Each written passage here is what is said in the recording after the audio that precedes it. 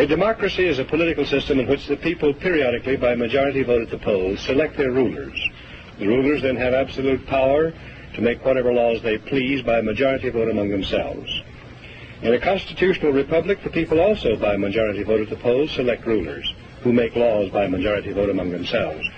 But the rulers cannot make any laws they please because the Constitution severely restricts their lawmaking power. The ideal of a democracy is universal equality. The ideal of a constitutional republic is individual liberty. In this century, great strides have been made toward the goal of subverting our republic and transforming it into a democracy. The foremost tactic of the subverters is subversion of language. By calling America a democracy until people thoughtlessly accept and use the term, totalitarians have obscured the real meaning of American principles of government. Writers of the Constitution were anxious to safeguard liberty against dictatorship, monarchy they called it. But their chief anxiety was to protect the country against democracy.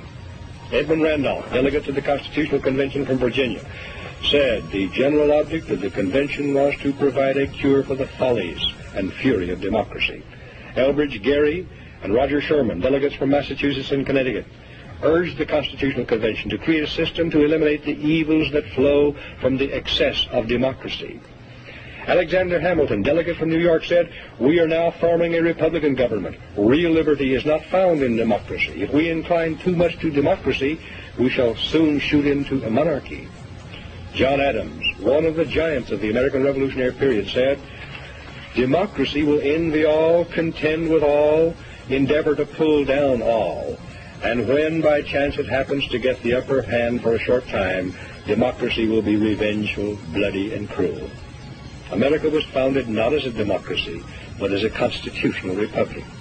We pledge allegiance to the republic, for which our flag stands, not to a democracy. The Constitution requires a republican form of government for all states, but does not mention democracy, and neither does the Declaration of Independence or the Bill of Rights. Someone asked him what kind of government the convention had given America, and Franklin replied, "A republic, if you can keep it." Very old and very wise, Franklin saw through the mists of time to the day when Americans might trade their freedom in a constitutional republic for the promise of government guaranteed equality and security in a democracy. And beyond that, to the day when democracy inevitably degenerates into dictatorship, guaranteeing nothing but poverty and serfdom for the people.